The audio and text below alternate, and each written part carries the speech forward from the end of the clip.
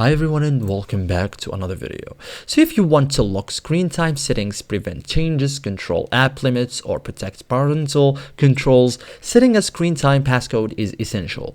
In iPhone settings 2026, the screen time passcode is separate from your lock screen passcode and adds an extra layer of control. In this guide, I'll show you step by step how to set a screen time passcode on your iPhone in 2026 like a pro. So first thing first, go to settings, okay, look for screen time. So as you can see, scroll down until you find it. So here is it, screen time.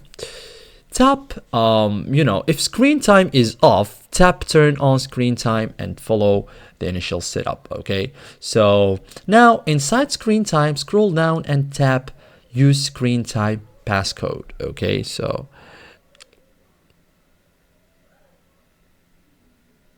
like this one. Okay, so here you have set a screen time passcode. Okay, so this passcode will be used to change screen time settings, modify app limits, adjust downtime, access restricted content. Okay, so now enter a 4-digit screen time passcode. Okay, so this passcode is different from your iPhone lock passcode, should be hard to guess, should not be shared.